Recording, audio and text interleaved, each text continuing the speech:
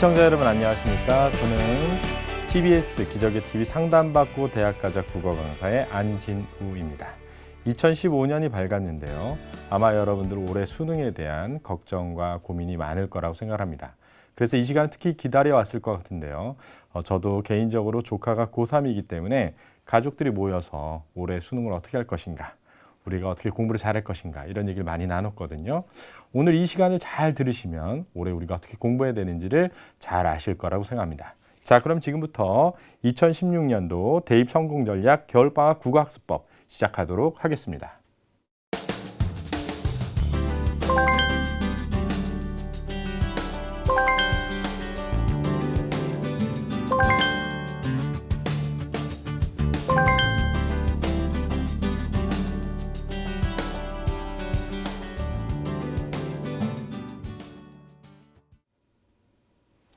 먼저 중요한 게 뭘까요? 올해 이제 여러분들이 국어 공부를 할 텐데요. 제가 꼭 한 가지 얘기를 먼저 드리고 싶습니다. 뭐냐면 국어 공부와 국어 시험 공부는 다르다는 겁니다. 국어 공부는 국어를 물론 공부하는 것이죠. 이거는 대학에 가서도 할 수 있고 또 초등학교 때도 할 수 있고 그렇죠. 근데 국어 시험 공부는 사실은 시험을 앞두고 하는 공부입니다. 그러니까 시험 공부는 목적이 분명히 정해져 있습니다. 그게 뭐냐면 대학에 가기 위한 것이죠. 그런데 실제로 여러분들 대학에 가려면 국어만 잘해서 대학에 갈 수 있는 것은 아닙니다. 제가 오늘 국어 공부를 어떻게 해야 하느냐라는 이야기를 하기에 앞서서 여러분들이 꼭 기억해 두셔야 될 건 뭐냐면 대학에 가기 위한 국어 공부라는 점입니다. 그렇기 때문에 국어 공부만 하는 것이 아니라 사실은 많은 수험생들은 수학과 영어와 탐구를 같이 하게 되어 있죠. 그러니까 제 이야기의 핵심은 뭐냐면 국어 공부를 어떻게 할 것인가를 하기에 앞서 다른 과목과의 관계 설정을 잘 해야 한다는 것입니다. 그거를 잘못하면 나중에 실제로 대입에는 실패하는 경우가 생기거든요. 그러니까 국어 공부 열심히 했는데 나중에 결과적으로 대학에는 못 가는 경우도 생긴다는 겁니다. 따라서 다른 과목과의 비교를 통해서 국어 공부를 어떻게 할 것인가를 고려해 봐야 한다는 것입니다. 그러면 올해 2015년 대입, 그러니까 2014년도에 수능을 본 학생들의 결과를 통해서 우리가 어떻게 국어 공부를 할 것인지를 한번 살펴보도록 하겠습니다. 자, 화면을 보시면서 좀 얘기를 해볼까 하는데요. 잠깐 보시죠. 자, 첫 번째 여러분들한테 보여드리는 이 표는 2014년과 2015년 수능, 그러니까 뭐냐면요. 2013년에 수능을 본 학생들하고 2014년에 수능을 본 학생들의 국어 응시 영역의 변화표입니다.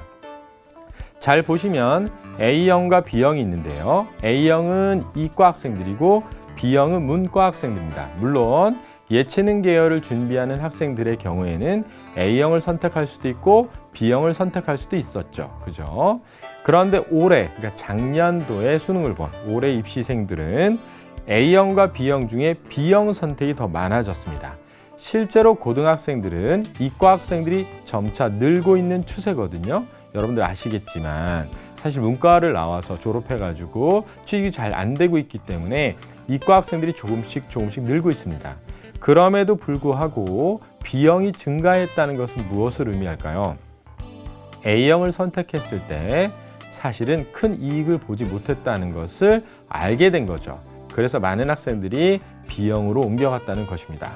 자, 이 그래프에서 좀 생각하셔야 되는 건 뭐냐면 내년에는 어떻게 될 것인가 이거죠. 사실 올해 2015년도 이후에 2016년에는 A형과 B형이 통합이 됩니다. 여기서 기억해야 될 것은 A형이 B형처럼 될 거라는 것입니다. 이걸 꼭 기억해 두셔야 됩니다. 그러니까 올해 수능을 준비하는 학생들은 A형과 B형 중에 B형으로 통합될 가능성이 큰 내년을 생각하면서 준비해야 되는 것이죠. 그러니까 올해는 A, B형 통합의 전 단계이므로 문과 학생들은 B형을 잘 준비하시면 되겠고 이과 학생들은 내후년에 B형 통합될 가능성이 높으니까 B형하고 A형 중간쯤의 난도로 나온다는 생각으로 준비를 해야 됩니다.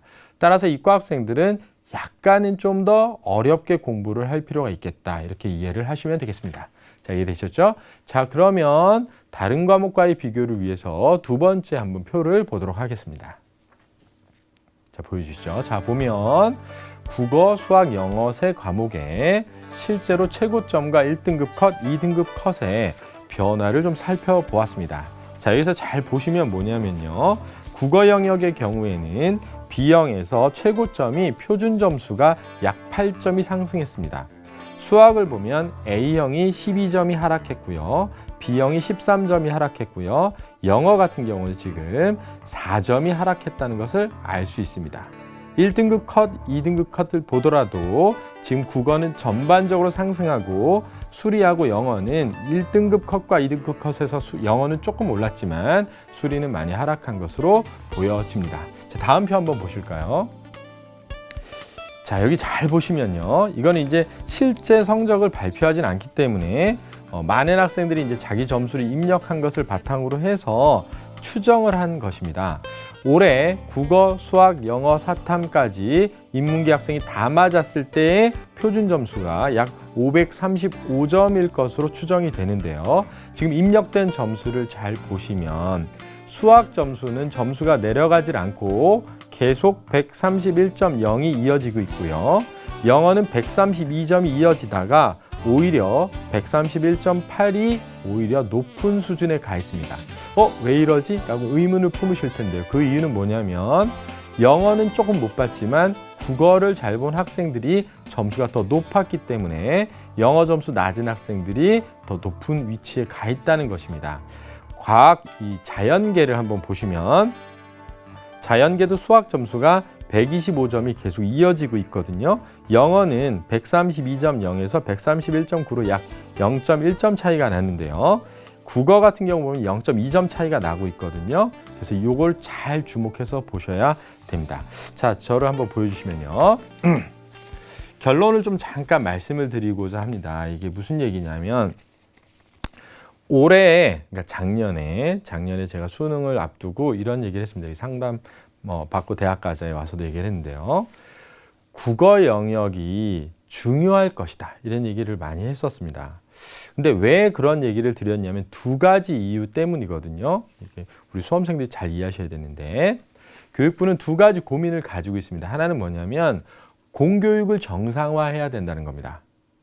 여러분 지금 사실은 이제 사교육 시장이 굉장히 큰데요. 공교육이 많이 무너졌습니다. 공교육을 정상화해야 되는데 공교육을 하는 그 학교 수업 중에서 어떤 과목에 많은 학생들이 엎드려서 자고 있나라고 봤더니 수학이었습니다. 사실은 전 세계 고등학교의 수학 교과서를 보면요. 그렇게 어렵지 않거든요. 근데 우리나라의 경우는 굉장히 어렵습니다. 근데 굳이 이렇게 어려울 필요가 있는가라는 문제의식을 가지고 있는 거죠. 그렇다고 해서 대학에 가서 뛰어난 수학자들이 아주 많이 배출되는 것은 아니지 않습니까? 그러니까 결국은 뭐냐면 고등학교 과정에서 알아야 될 정도의 수학 문제를 내야지 학생들이 수학을 포기하지 않는다는 거죠. 우리가 그런 얘기 있죠. 수포자라는 얘기 들어보셨죠? 지금 현실적으로 수포자가 많은 상태이기 때문에 수포자를 줄여서 공교육을 좀 정상화해야 된다. 이러한 생각을 가지고 있는 겁니다. 그러니까 어떻게 되냐면 수학을 좀 쉽게 내라 이렇게 얘기가 되고 있는 거죠. 그러면 이것은 올해 한 해만 나타난 것이 아니라 내년 그 후에도 나타날 것으로 생각이 됩니다. 실제로 이제 수능을 출제하는 출제위원들하고 출제 과정에서 출제를 하는 과정에 뭐라고 얘기까지 했냐면 EBS에 나온 수학 문제들 중에 까다롭고 어려운 문제들은 다 빼라 이렇게까지 얘기가 됐거든요. 그러니까 수학이 쉽게 나오는 것은 내년에도 내후년에도 이어질 것으로 보인다는 것입니다. 두 번째는 뭐냐면요. 사교육비가 너무 많이 들어간다는 거죠. 이 사교육비를 줄여야 하는 것이 바로 교육부의 어떠한 정책적인 방향입니다. 그런데 여러분들 사교육비의 제일 많은 부분을 차지하는 것은 뭘까요? 대부분의 고등학생들은 수학이라고 생각합니다. 아마 수험생을 둔 부모님들도 수학 과외나 수학 학원 또는 수학 인강 이런 것들에 돈을 많이 쓸 텐데요. 전체적으로 보면 영어가 65%를 차지하고 있습니다. 그 이유는 뭐냐면요. 사실은 초등학생하고 유치원에서 영어를 많이 시키기 때문이죠. 그런데 초등학교부터 영어를 시키는 이유는 바로 대입과 관련되어 있다고 부모들이 생각하기 때문이다 라고 교육부는 보는 것이죠. 그럼 영어 사교육비를 줄여야 한다는 생각을 가지고 있거든요. 그래서 어떻게 됐냐면 영어를 쉽게 내고 있는 겁니다.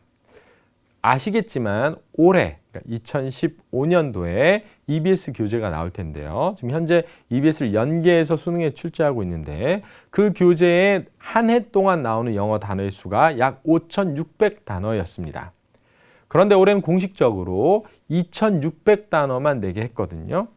여러분 영어 공부에서 가장 절대적으로 많은 부분을 차지하는 게 뭐냐면 단어 암기입니다.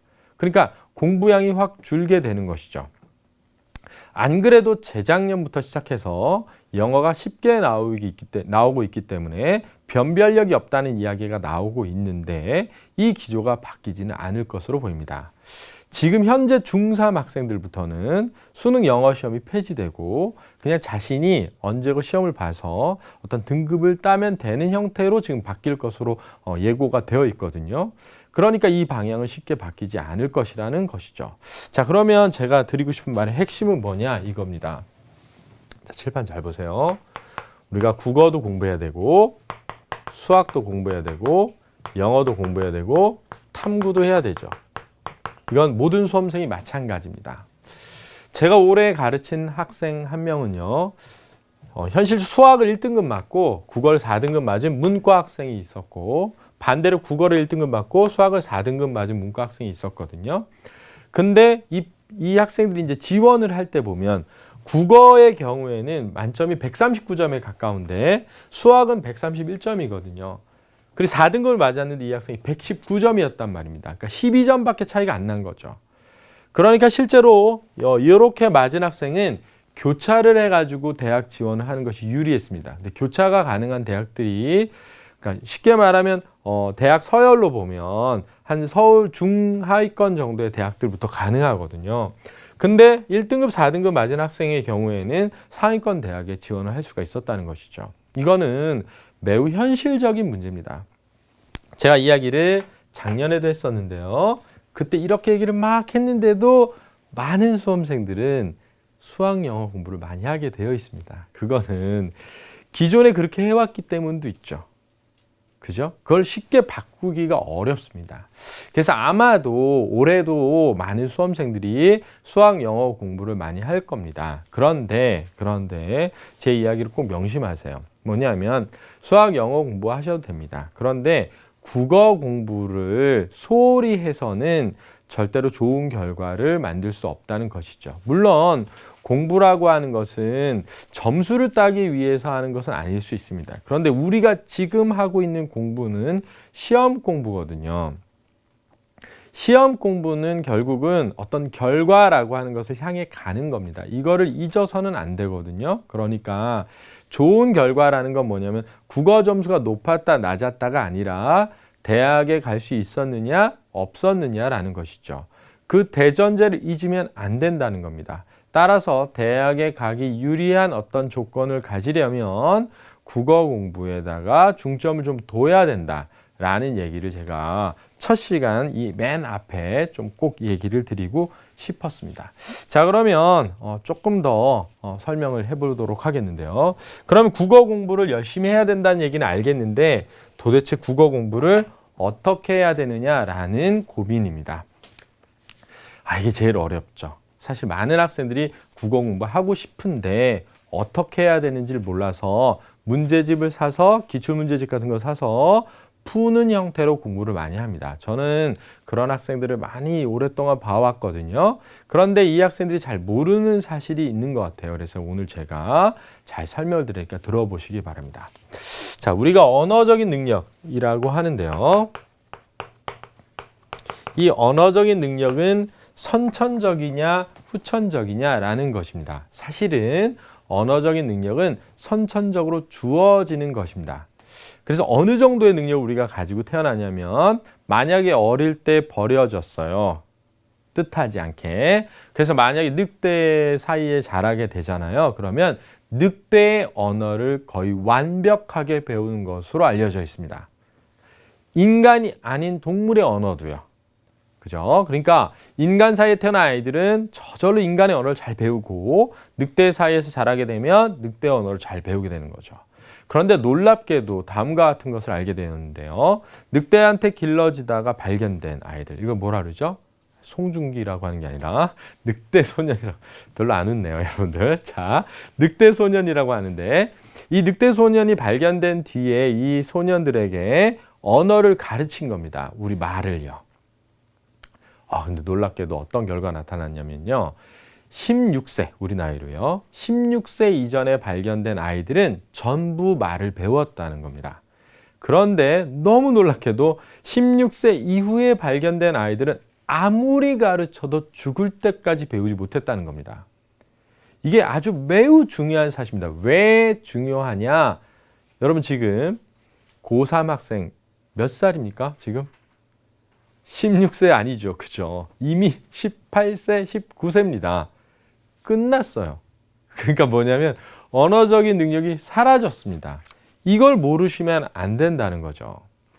그러면 저는 이제 국어 공부해도 소용없나요? 그게 아니라 저절로 습득되고 저절로 잘할 수 있는 단계가 사라졌다는 겁니다. 그건 뭘 의미하냐면 16세 이후부터는 모국어가 아니라 외국어 공부하듯이 해야 된다는 것이죠. 국어 공부인데 영어 공부처럼 해야 된다는 겁니다. 제가 예를 잠깐 들면 여러분 영어 지문을 읽다가 모르는 단어가 3단어가 나왔다고 하죠. 그러면 앞뒤 문맥을 보고 유추를 합니다. 그래서 대충 이런 뜻이겠지라고 하죠. 그리고 문제를 풉니다. 풀고 난 뒤에 어떻게 하죠? 내가 몰랐던 단어를 사전을 찾아보고 그 사전에서 뜻을 정확히 이해하기 위해 암기를 합니다. 그런데 국어라면 어떻게 될까요? 국어라면 지문을 읽다가 잘 모르는 단어가 나왔을 때 유추를 하죠. 영어보다 훨씬 유추가 잘 될 거예요. 왜냐하면 16세 이전에 많은 걸 해놨을 테니까요. 그러고 문제를 풀었을 때 맞았습니다. 그럼 어떻게 하죠? 절대로 사전을 찾아보지 않습니다. 내가 알고 있다고 생각하죠. 그런데 이게 국어를 못하는 첫 번째 중요한 이유입니다. 뭐냐면 저절로 습득되는 단계가 이미 끝났음에도 불구하고 마치 저절로 습득되는 것처럼 공부하고 있다는 것이죠. 여러분들 영어 공부 어떻게 합니까? 매일매일 하죠. 매일매일 단어를 외우면서 합니다. 국어 공부를 그렇게 안 한단 말이죠. 띄엄띄엄 합니다. 사실은 일주일에 1번, 2번 하면 많이 하는 거거든요. 자, 제 이야기 기억하셔야 됩니다. 내년에는, 그러니까 올해죠. 올해 수능을 본 내년 입시생들은 국어가 매우 중요합니다. 그런데 국어는 외국어 공부라는 걸 잊지 마세요. 이것만 잘 기억하시면 됩니다. 두 번째 얘기를 좀 드리고 싶은데요. 뭐냐면 바로 이겁니다. 최근에 선생님이 아이들을 가르치면서 느끼는 점이 뭐냐면요. 외국에 중학교 1, 2학년 때 다녀온 친구들이 많다는 겁니다. 또 어릴 때부터 영어 공부를 많이 하게 되죠. 여러분들이 영어 공부를 하면 지문을 읽을 때 어떻게 되냐면 앞부분을 끊어가면서 읽게 됩니다. 혹시 영어 공부 하신 분은 알거든요. 왜냐하면 영어는 서술어가 앞부분에 나오기 때문에 중요하게 생각되는 걸 먼저 말하는 구조예요. 그런데 우리말은 반대입니다. 예를 들면 난 정말 너를 너무나 사랑하고 넌 너무나 예쁘고 너무나 착하고 나의 천생연분인 것 같아. 근데 우리는 헤어져야 될 것 같다. 뭐죠? 헤어지자는 거죠. 근데 그 얘기를 듣고 내가 그렇게 예뻐? 이러면 안 되는 거죠. 제 얘기는 뭐냐면 만약에 우리가 에스키모인하고 만나서 얘기를 하는데 이누이시라 그러죠. 어제 눈이 왔어 라고 했을 때 제가 생각하는 눈이 왔어와 이누이시 생각하는 눈이 왔어가 같을까요? 아니라는 겁니다. 우리는 그 차이를 눈으로 확인할 수가 없죠. 제 얘기의 핵심 뭐냐면 외국에서 살다 온 학생이거나 영어 공부를 많이 한 학생은 우리 글을 읽을 때에도 영어식으로 읽힌다는 것입니다. 그러니까 앞부분 위주로 읽게 된다는 거죠. 만약 우리 글을 앞부분 위주로 읽게 되면 어떻게 되냐면요. 화제 중심으로 읽게 됩니다. 즉, 이 이야기가 뭐에 대한 거였는지는 잘 알아요. 근데 그게 어쨌는지는 잘 모르는 겁니다. 이해되셨죠? 글을 읽었는데 이거의 소재가 뭔지는 알겠는데 주제가 뭔지는 잘 모르는 거죠. 근데 그게 분명하게 인식이 되면 모르겠는데 잘 인식이 안 됩니다. 그러다 보니까 국어 공부를 하여도 성적 향상이 잘 없는 거죠. 문제에서 만약에 화제만 잘 알아도 풀 수 있는 문제들로만 구성되어 있을 때는 맞을 텐데 주제를 정확히 알아야 되는 문제가 나오게 되면 실제로 좀 틀리게 되는 경우가 많이 있습니다. 자, 그래서 제 이야기의 핵심은 이겁니다. 이제 우리는 저절로 모국어를 습득할 수 있는 단계가 끝났으므로 외국어 공부하듯이 해야 한다.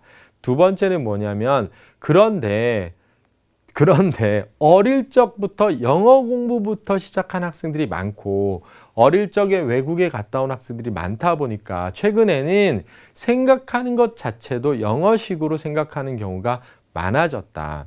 따라서 국어 성적이 잘 안 오르는 경우가 많다라는 것입니다. 제가 이런 얘기를 하거든요. 글을 읽고 내가 중요하다고 생각되는 걸 읽어서는 안 된다는 겁니다. 글을 쓴 사람이 중요하다고 한 부분을 읽어야죠. 그래야 문제를 풀 때 맞을 수 있는 겁니다. 여러분들 있잖아요.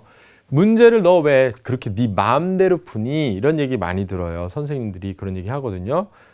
주관적으로 풀지 말고 객관적으로 풀어라. 이런 얘기 들어보셨죠? 그런데 내가 시험장에 딱 가서 갑자기 분신사바 이러면서 4명이 돼가지고 토의해가지고 객관적으로 풀 수는 없지 않습니까? 모든 문제는 나의 직관과 주관으로 푸는 겁니다. 그런데 나의 주관이 글쓴이의 생각과 같으면 되는 거죠.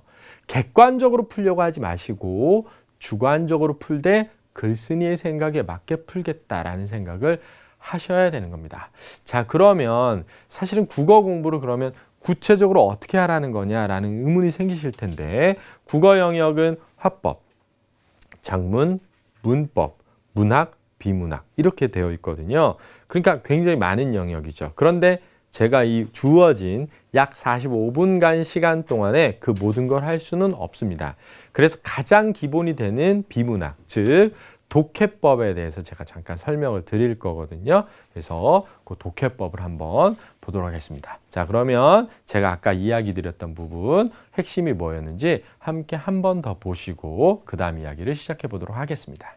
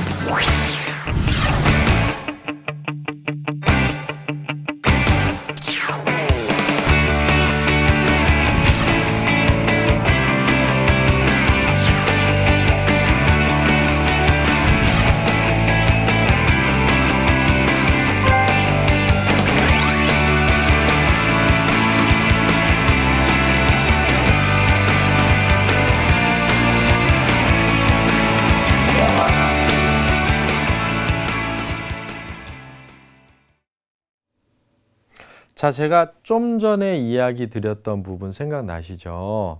글을 읽을 때 내가 중요하다고 생각되는 부분을 읽지 말고 글쓴이가 중요하다고 한 부분을 읽어라. 그게 뭔지를 한번 보여드리고자 하거든요. 자, 먼저 그림을 잠깐 보시면서 제가 설명을 해드리도록 하겠습니다. 자, 사진 한번 보시죠. 자, 여기 보시면 왼쪽에 집이 한 채 있습니다. 여러분 좋아하는 레고인데요. 자, 이 집을 분해하는 과정이 독해인데 가운데처럼 해야 됩니다. 즉 의미를 이해할 수 있도록. 근데 끝에처럼 하면 안 돼요. 끝에처럼 그렇게 다 흩어버리면 절대로 의미를 이해할 수 없습니다. 자, 그러면 가운데처럼 해석하라는 게 뭔지를 한번 짧은 글을 가지고 보도록 하겠습니다. 잠깐 다음 화면 보실까요? 제가 3개의 문장을 드렸습니다. 여기 이제 보고 있는 학생들 잘 한번 보세요. 철수는 어제 학교에 갔다. 철수는 학교에 어제 갔다. 학교에 어제 철수가 갔다. 이 3문장의 차이는 뭘까요? 그러면 문과 학생들은 순서가 다르다. 어순이 다르다. 이렇게 말하고요. 이과 학생들은 배열이 다르다. 이렇게 얘기하거든요. 아, 맞습니다. 순서가 다르죠. 그런데 이 3문장의 결정적 차이는 글쓴이가 중요하다고 생각하는 것이 다른 겁니다. 그게 뭔지를 한번 보도록 할게요. 자, 보시죠. 첫 번째 문장은 학교에를 중요시 여기는 거고요. 두 번째는 어제를 중요시 여기는 거고요. 세 번째는 철수가를 중요시 여기는 겁니다. 왜지? 라고 생각할 수 있거든요. 자, 왜냐하면 다음 문장을 보시면 되거든요. 이 문장 다음에 문장이 나올 땐 거기서 이렇게 시작돼야 1번은 어울리는 겁니다. 2번 문장은 오늘은 이렇게 시작돼야 문장이 좋은 거거든요. 세 번째 문장은 영희는 이렇게 시작되어야 좋은 문장이 되는 겁니다. 여기에 아주 중요한 부분이 들어있는 거예요. 뭐냐면 의미라는 건요, 하나의 문장에서 생기는 것이 아닙니다. 의미는 하나의 문장에서 생기는 것이 아니라 다음 문장과의 관계에서 나오게 되는 거거든요. 따라서 관계를 파악하는 것이 중요합니다. 잘 보세요. 내가 이야기하고자 하는 바의 생각을 어떻게 써야 되느냐라는 것을 보여드릴게요. 이렇게 쓰는 겁니다. A는 B다. 이렇게 얘기를 하면 그 다음에는 B는 C다. 그 다음에 C는 D다. 따라서 A는 D다. 이렇게 쓰라는 거거든요. 이게 바로 사실은 3단 논법으로 글을 쓰는 겁니다. 근데 이렇게 쓰는 걸 뭐라냐면 체인형 글쓰기라고 해요. 이것은 대학에 가면 논문을 쓸 때, 대학생들 논문을 쓸 때 이런 식으로 써야 두 가지가 생긴다는 겁니다. 뭐냐면 통일성과 응집성이 생긴다. 이렇게 얘기하거든요. 그러니까 문장과 문장의 관계가 긴밀하게 짜여진다는 것이죠. 문장의 관계가 긴밀하게 짜여져야 좋은 글이 되거든요. 자, 수능을 출제하는 분들은 대학 교수님들입니다. 그러니까 학생들에게 글을 이렇게 써 라고 말하는 분들이 지문을 뽑는 거죠. 그러면 지문을 뽑을 때 이렇게 쓴 글을 뽑죠. 이해되셨죠? 그 다음 그걸 또 다듬습니다. 다듬을 때 좋은 글이 되려면 이런 형태가 되어야 좋은 글이 되는 겁니다. 그러니까 또 이렇게 됩니다.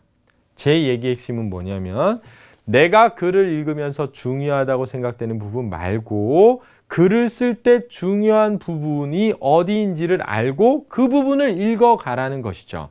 그래야 문제를 정확하게 풀 수 있으니까요. 이해되셨죠? 자, 그러면 제가 수능 기출문제에 나왔던 지문을 분석하면서 한번 보도록 하겠습니다. 자, 화면 한번 보세요. 빽빽하네요. 굉장히 빽빽한데 천천히 한번 읽어보겠습니다. 인간은 성장 과정에서 자기 문화에 익숙해지기 때문에 어떤 제도나 관념을 아주 오래전부터 지속되어 온 것으로 여긴다. 굉장히 기네요. 여기까지가 한 문장입니다. 여러분, 여기서 제일 중요한 말이 뭘까요? 제가 이런 얘기를 하면 자기가 중요하다고 생각되는 걸 막 읽거든요. 제가 알려드릴게요. 여긴다 끝에 있는 게 서술어거든요. 그 여긴다 바로 앞에 온 게 중요한 겁니다. 그게 뭐냐면 지속되어 온 것이에요. 좀 더 읽어볼게요. 나아가 그것을 할 때 그것을이라는 말은 뭐냐? 바로 앞에 나온 우리가 중요하다고 한 거거든요. 지속되어 온 것을 이런 뜻이에요. 전통이라는 이름 아래. 그렇죠. 우리가 오래전부터 지속된 걸 전통이라고 하잖아요.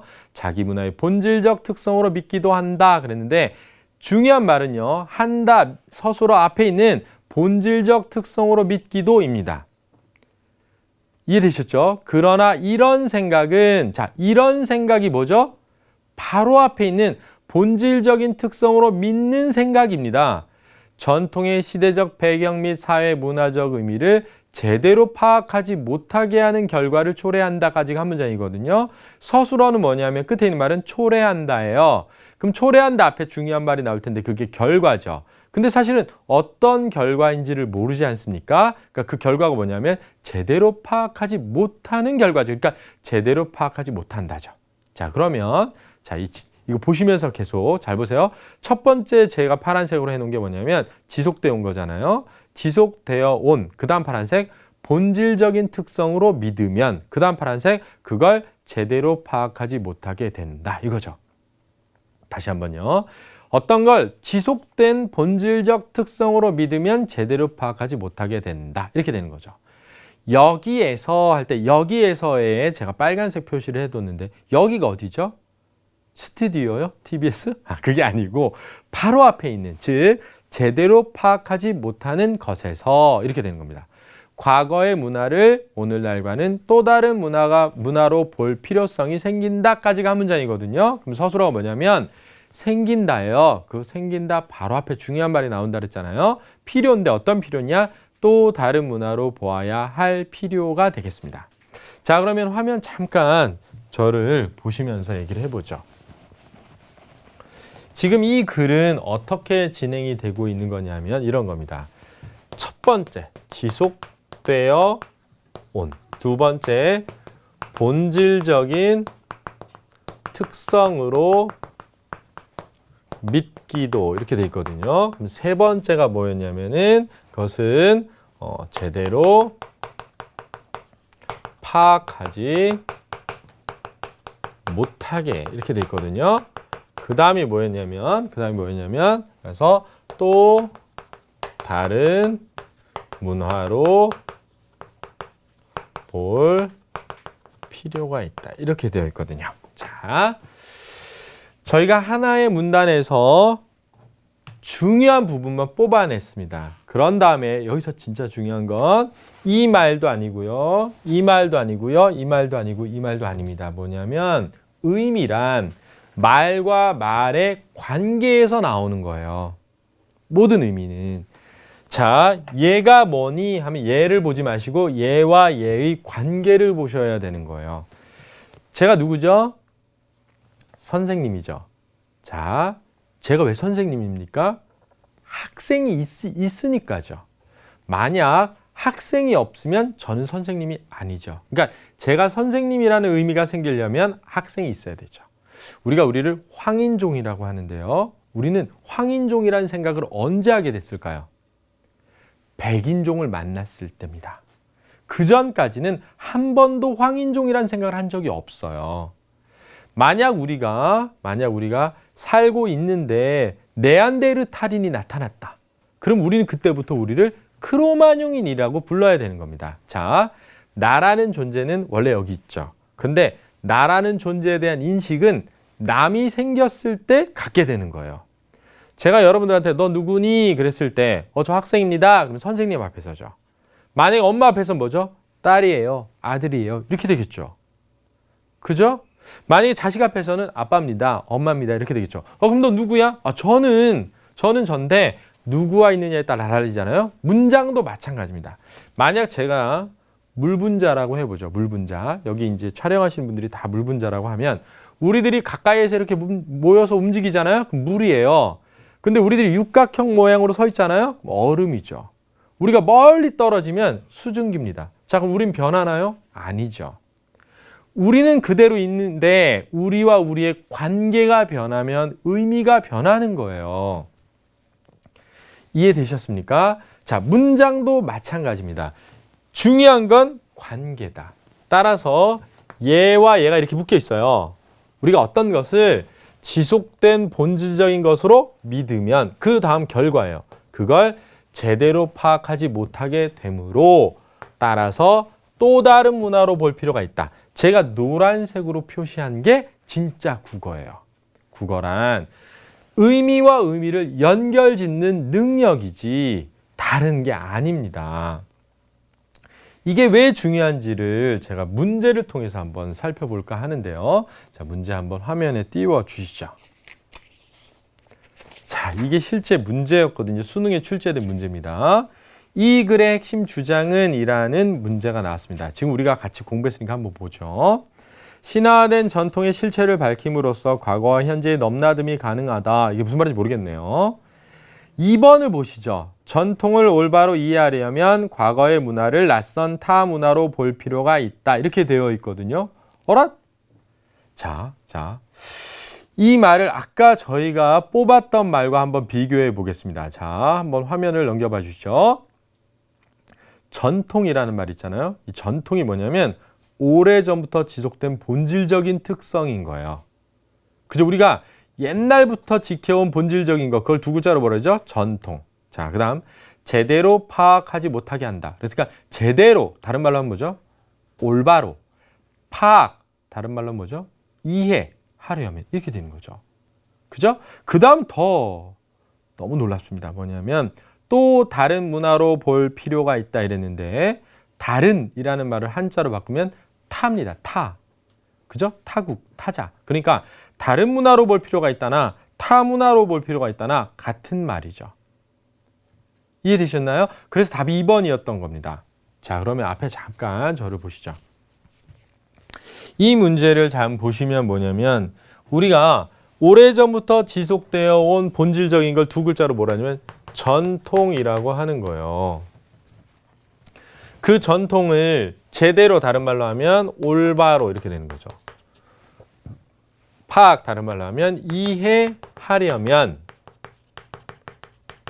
그것을 낯선 타 문화로 볼 필요가 있다. 이렇게 돼 있거든요.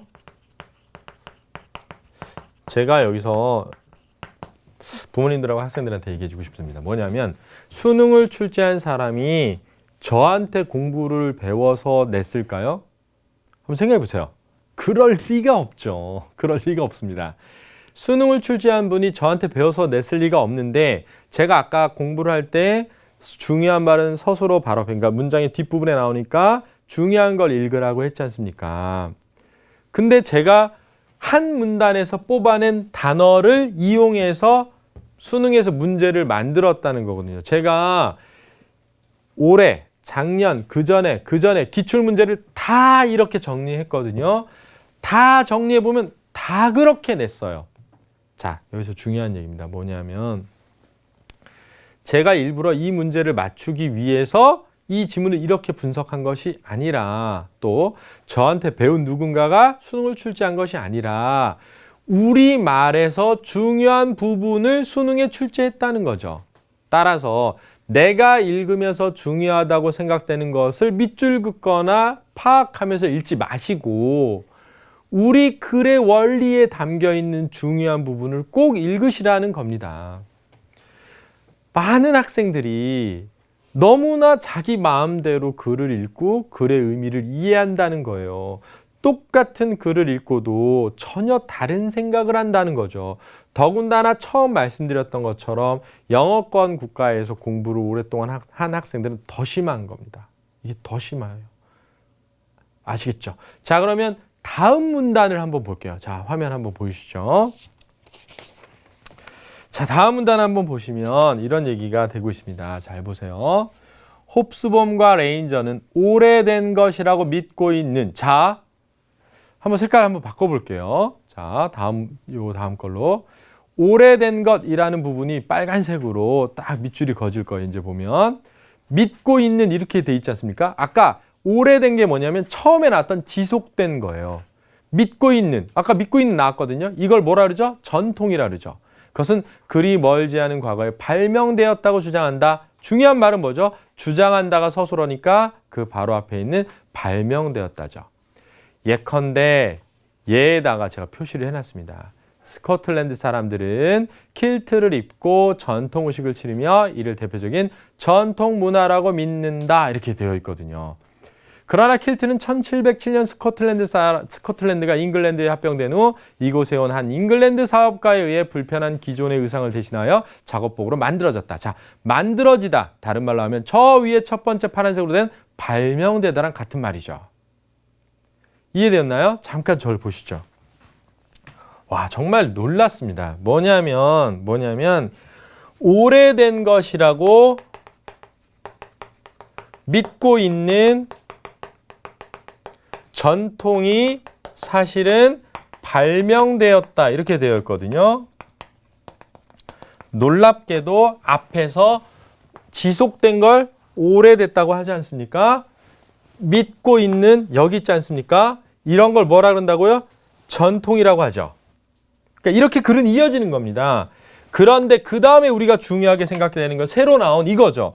발명되었다. 근데 이 말은 어디서 왔느냐? 여기 다음에 왔죠. 그럼 이 글은 어떻게 된 거냐면 우리가 오래전부터 지속된 본질적인 것으로 믿으면 그 전통을 그걸 제대로 파악하지 못하니까 다른 문화로 보아야 된다 이거잖아요. 그러면 다른 문화, 낯선 문화인 것처럼 보면 사실은 그게 오래된 게 아니라 발명된 거라는 걸 알게 된다. 이런 뜻이에요. 그러니까 이 둘이 서로 지금 대립관계에 있다는 걸 파악해야 되는 거죠. 그러면서 뭘 들었냐면 예를 들었죠. 뭘 예로 들었습니까? 킬트를 예로 든 겁니다. 이 킬트 있잖아요. 스코틀랜드의 전통 문화라고 생각했는데 잉글랜드 사람이 만든 거예요. 놀랍지 않습니까? 놀랍죠? 이 뒤에 지문이 이어가면요. 어떻게 진행이 되냐면 이렇게 진행됩니다. 1822년에 영국의 왕이 옵니다. 스코틀랜드에. 그때 각 스코틀랜드의 부족마다 다른 무늬의 독특한 체크 무늬를 입도록 합니다. 그랬더니 그 뒤로부터 이 사람들이 전통이라고 믿게 되죠. 그게 언제냐면 1822년입니다. 그래서 제가 얘기하죠. 얘들아, 1822년은 오래된 거니 오래되지 않은 거니? 그랬더니 애들이 오래되지 않은 거요. 그래서 제가 왜? 그랬더니 여기 오래되지 않은 거라고 해서요. 이런단 말이에요. 그럼 괜찮은 거예요. 그래서 제가 너 언제 태어났는데? 94년도요. 그럼 오래됐니 오래되지 않았니? 오래된 것 같은데요? 갑자기 이런단 말이에요. 여러분, 1822년 오래된 겁니까? 오래되지 않은 겁니까? 1822년에는 오래됨도 오래되지 않음도 없습니다. 무엇과 비교하느냐에 따라 달라질 뿐이죠. 제가 처음 말했죠. 의미는 관계에서 나온다. 우리가 전통이라고 생각하는 거에 비하면 오래되지 않은 거죠. 제가 태어난 거에 비하면 엄청 오래된 거죠. 그죠? 사실은 이 짧은 시간에 제가 국어를 어떻게 해야 되느냐 이걸 다 말씀드리기는 쉽지 않은 문제입니다. 그리고 오늘 제가 한 얘기를 듣고 우리 학부모님들하고 우리 수험생들이 모든 걸 다 이해했다고 생각하지는 않습니다. 그러나 조금은 이해하셨을 거라고 생각을 해요. 아주 중요한 겁니다. 뭐냐면 글을 읽을 때는 내가 중요하다고 생각되는 부분을 읽지 마시고 진짜 글이 중요하다고 하는 부분을 읽어야 된다는 겁니다. 그게 어디 있냐면 글의 뒷부분, 서술어 바로 앞에 있다는 걸 잊지 마시라는 거죠. 자, 그러면 두 번째 이야기 간단하게 정리해보고 다음 마지막 얘기를 해보도록 하겠습니다.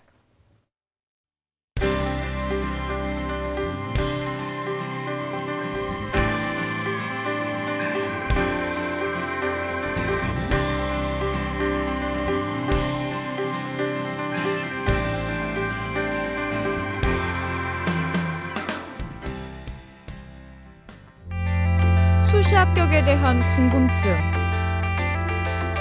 내신 성적에 대한 걱정, 내가 원하는 대학, 고3은 걱정이 많다. 하지만 꿈도 많다.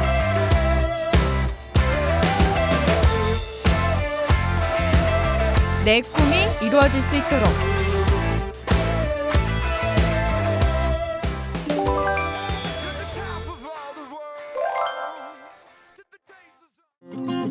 But all that money won't change fate. 마음 놓고 아이를 키울 수 있었으면 좋겠어요. 6 zeros, but no one to share it with. 먹을거리는 걱정하지 마세요. No one in the world. Everybody's gonna love. 올해는 꼭 취업하고 싶습니다. It's just the days we live in. Most of the time. 함께 살고 있는 이웃을 소개합니다. Get up out the dark. Get up out the dark. Open up your eyes. Open up your sky. 밤길 안심하고 다닐 수 있었으면 좋겠어요. To fix the broken heart, you have to try. Pick it up, pick it up. It's a beautiful life.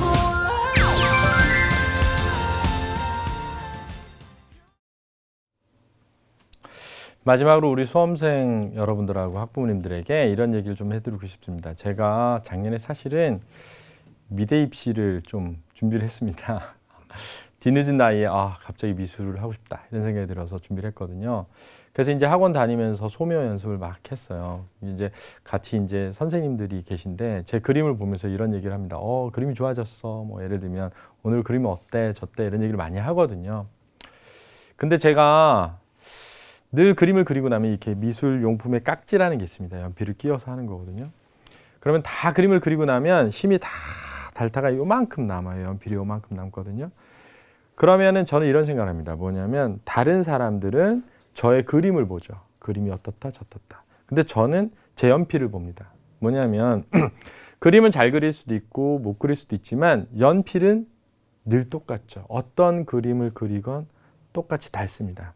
그러니까 노력이라고 하는 거 있잖아요. 그걸 봐야 한다는 거죠. 여러분들이 올해 아마 수험생 여러분들이 목표를 나름 가질 것 같아요. 나는 무슨 대학에 가고 싶어 이럴 수도 있고 몇 등급을 맞을 거야 이럴 수도 있고 나는 뭐 몇 점을 맞을 거야 이럴 수도 있습니다. 그거는 여러분 있잖아요. 자기가 할 수 있는 게 아니에요. 자신이 할 수 있는 건 뭐냐면 그런 게 아닙니다. 나는 이렇게 열심히 할 거야. 나는 아침에 몇 시에 일어나서 공부를 시작할 거야. 나는 하루하루에 몇 시간씩 공부할 거야. 이런 건 내가 할 수 있는 거거든요.